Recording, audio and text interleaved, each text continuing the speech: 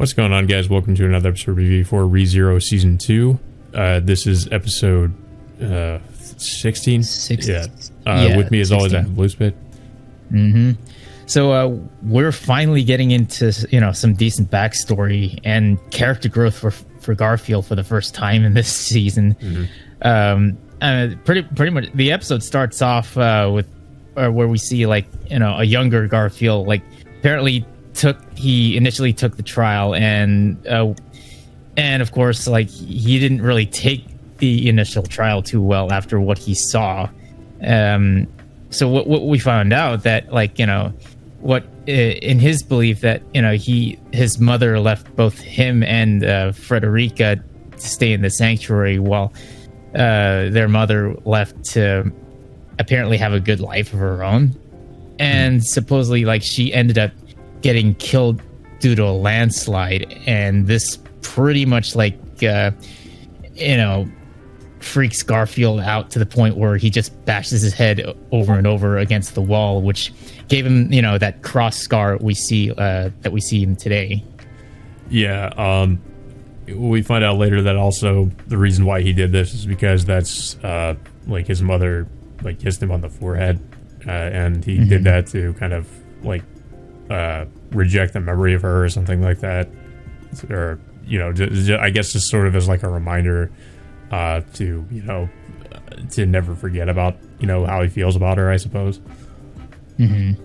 Yeah, and of course we finally go back to the same scene that following up after where it left off in the last episode, with Subaru and Amelia confronting Garfield, and of course Garfield managed to beat Otto and Ram. Of course, thankfully he didn't kill them, but we don't. Pretty much, we don't know that until later. It's just he's determined to fight back against Subaru's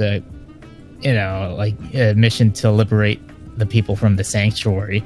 Of course, Subaru tries to stop Garfield from doing so, and then he calls him out on his insecurity about believing that his mother abandoned him, and of course Garfield pretty much he just breaks down, just admitting that that supposedly he believed that his mother left him just because he thought his mother would wanted a better life for herself. But that's when Amelia also tries to talk to Garfield because I guess she was sort of in a similar situation, I suppose. So she sort of tries to sympathize with him, but like you said, he does he does eventually, of course, transform into his beast form again. But of course Subaru just pretty much challenges him head on, and then just charges right at him. And then of course the first thing he does is uses his Shamrock ability, and then he apparently stabs Garfield in the arm with one of Frederica's crystal necklace. So apparently they don't really. I don't really know how well they've managed to convey this in the anime, but and I didn't even think about this either, but somebody else mentioned this, that if you remember from Arc 3, Felix told him that he should not use his gate or use Shamrock magic or his gate for a couple of months, or he'll end up doing permanent damage to his gate. But of course it hadn't been that long since the end of Arc 3, so he uses Shamrock again, which permanently damages his gate, so he's no longer able to use the Shamrock magic after this. So they don't really that's I mean, it does show something happening to him, but it doesn't, I'm pretty sure anime only watchers are probably going to be confused as to what they're seeing.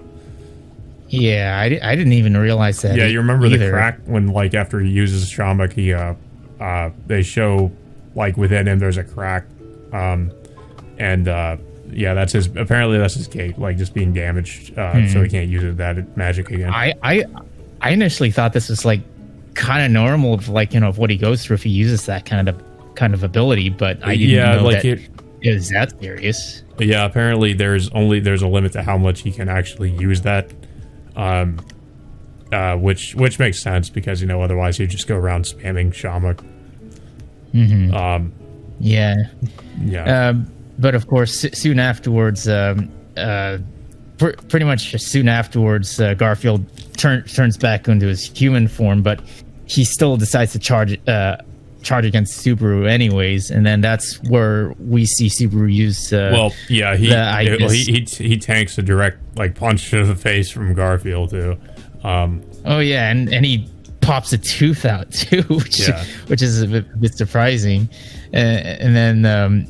But of course, the fight still continues afterwards with Garfield trying to take another shot at him. But Subaru is able to win using, I guess, using Betelgeuse's what was it, invisible arm? Yeah, the ability the unseen hands. So apparently, Subaru now has. It shouldn't be too surprising, but Subaru now possesses the witch factor, where he can utilize the unseen hands. And we kind of see, I guess, a visual of that briefly, where he obtains the witch factor. Basically, I guess, to replace him being able to use Shamuk, he can now use unseen hands. But Subaru renames this Divine Providence, which is basically, it's pretty much just unseen hands. So he uses the unseen hand, just comes out of him all of a sudden, punches Garfield away. However, we see that when Subaru uses the unseen hands, it causes him to vomit and get sick. So basically, I guess seems to imply that he can use it, but at the expense of, it taking a toll on his body, I guess. I mean, does it have a similar effect like when he uses Shamuk, or is it just something? It seems like this is more of obviously it seems like this is more like an offensive ability as opposed to Shamuk, which seems like it was just like a defensive ability where it just, he can use it to conceal himself, but unseen hands, he can attack people with it, but and I guess it's worth pointing out it seems like he can only use one hand. If you remember, it seemed like Betelgeuse could use multiple different hands. So I would say over 24 of those, if I count correctly. So I guess it's maybe a nerfed version of it. Possibly, but this is the only time at least from what I've read, I've read about him using it. So but it makes sense because Subaru is pretty much supposed to not, to be someone that has almost no abilities, and he more or less has to constantly rely on others. So it kind of makes sense. I brought this up in one of our earlier reviews before, but this makes me think that he might have the ability of becoming a Sin Archbishop at some point. Well, it's funny you mentioned that because I think in one of the What If stories he does. So yeah, he does have the capabilities of becoming one. It's possible, assuming if he can master that what was it, that Providence ability that he has right now. Yeah. With practice and time, that he'll try to master it and try to get as many invisible hands like Betelgeuse does. But so far, he's able to pull out one. I don't know, maybe out of sheer luck or just out of it's not clear how it activates. So I'm not exactly sure what triggers it. Maybe just him feeling threatened, I suppose. Yeah, I guess this is kind of the moment thing for Subaru, but I guess he, but of course, this does manage to stop the fight between him and Garfield, and both of them just pretty much get knocked out in the end. And of course, later that night, of course, Subaru and Garfield both wake up to both Emilia and Rom on their laps, respectively. Yeah. And of course, this continues their conversation with Garfield and Subaru talking about Garfield's past, and of course, they convince Garfield to try to take the trial again. I think it was just Rom and Garfield talking. It was okay, actually Ron okay. that convinces Garfield to take his trial to past. Okay. Yeah. And but yeah, so Garfield goes back into the not the sanctuary, but the temple or trial again, and then he goes back to where his mother both leaves him and his sister Frederica, and of course he gets the full picture of like what actually happened, of why his mother left him in the first place. And we find out that the reason why their mother left is because she was looking for their father, which like she, of course Garfield wasn't even aware of at the time. So pretty much like and this leads to him talking to of course the younger version of Frederica, pretty much explaining the situation and realizing that Garfield's interpretation of why his mother left both him and Frederica is pretty much a misunderstanding at this point. So soon afterwards, he pretty much accepts what happens and pretty much moves on from this moment. And that's where he pretty much makes peace with everyone, including Subaru. Yeah. Yeah, it's funny because now Garfield refers to Subaru as boss. It's a bit an interesting change because in the light novel he calls him general. I just thought that was interesting. I was like expecting him to actually call him general. But yeah, I guess it doesn't really make a difference. I think general sounds a little bit too formal in my opinion. Yeah. I think boss sounds a little bit more. I think Voss sounds a little bit more fitting, but of course, like Subaru doesn't is kind of hesitant to even be called that. Then, of course, it freaks him out even further when he finds out that Garfield is actually 14 years old. Yeah, that fooled me when I read that too. I was like, "There's no way," because he does not look 14, but yeah, I guess he is. But Subaru, it finally makes sense to Subaru why his mannerisms are the way they are, like the reason why he quotes different people is, I guess, because of due to his age.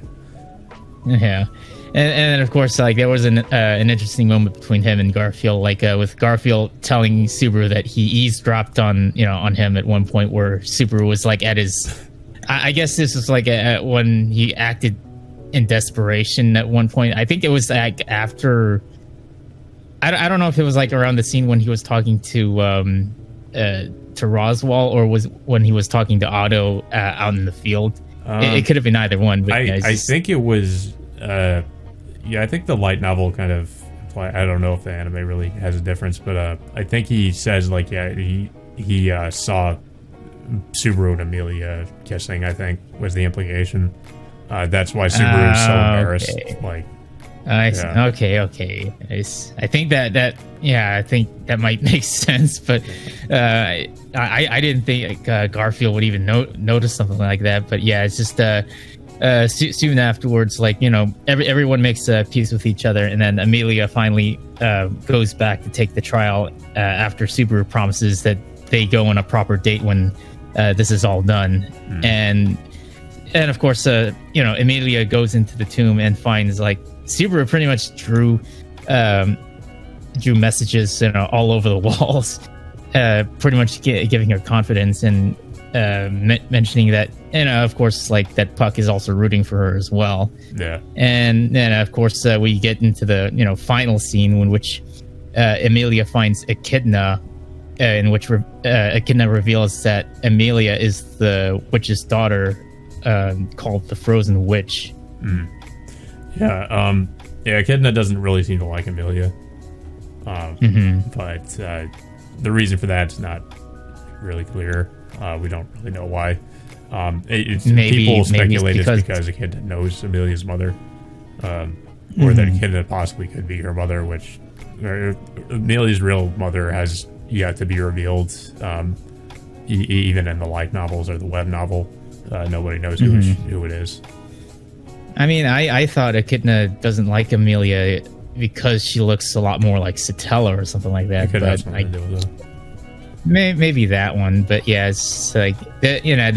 That kind of cop. Well, I guess I shouldn't be too surprised because I had a sneaking feeling that Amelia is like related to the witches, at some point, and this pretty much kind of confirmed it, at the end.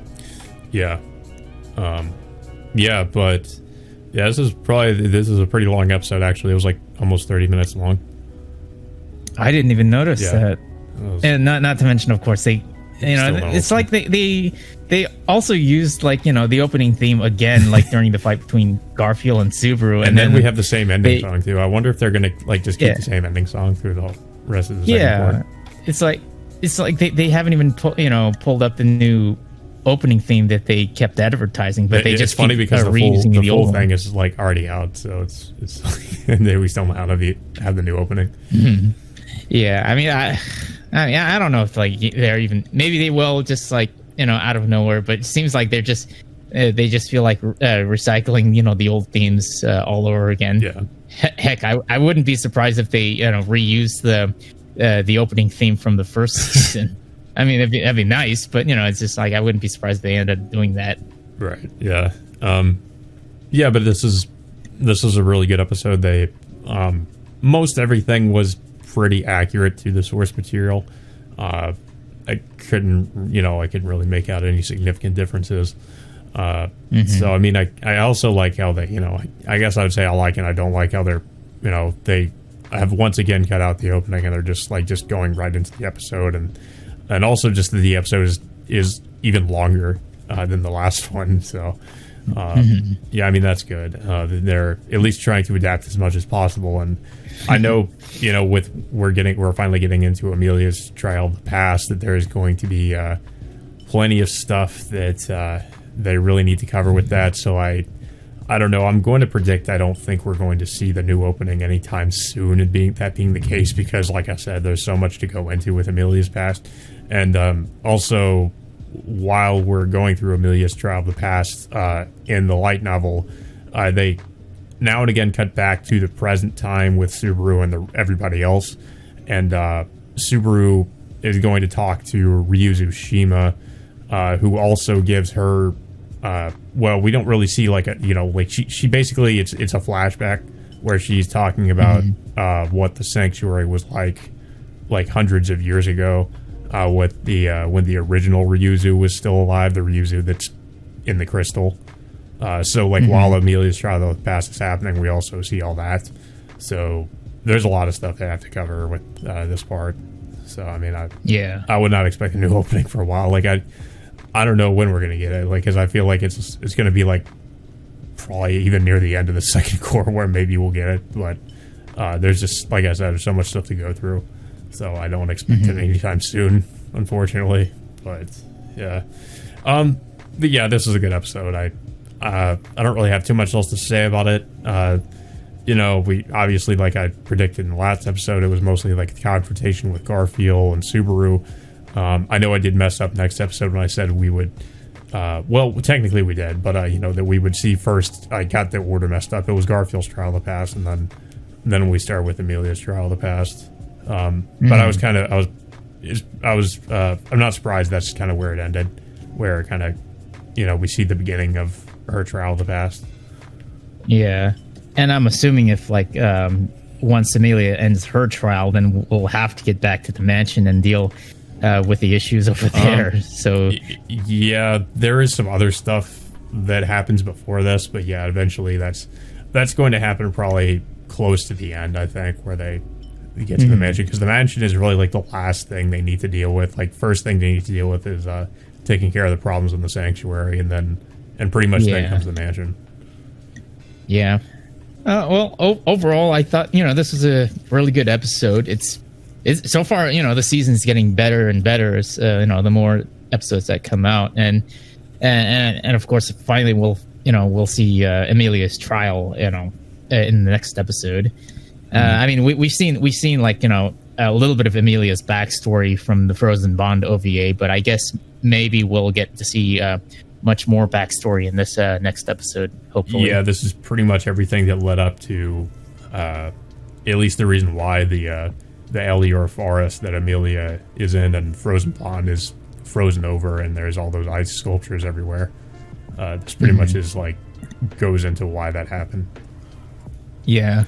But yeah, so I don't have too much else to say about this episode. I don't know if you have anything else to add. No, I mean, I'm definitely looking forward to what's going to happen next week. I'm always looking forward to every episode of ReZero. It's gotten so much better since since season 1, and they definitely improved on on their storytelling. The more episodes that come out. Yeah, I will say it's going to get really good when we do get into Amelia's Trial of the Past, because there are some pretty big revelations that kind of connect some things that we saw from specifically like Arc 3 of the first season. And a new character that's going to get introduced that may or may not be like, I don't know, like I would say like the sort of like the main bad guy of the whole series, I would say, but it's hard to say. Like it just seems like that's, from what I read of this character, at least it seemed like that's what they were trying to imply with how powerful they were. So I don't know. But yeah, can't wait for that character to show up, because in my opinion, they seem like the most OP character in ReZero. I know the author himself said apparently Reinhardt is the most overpowered character, but I don't know. This character, based on their abilities, it's like, I don't know if you can actually defeat this person, but I won't say anything else. But yeah, that all being said, until next Wednesday, we will see you all next time.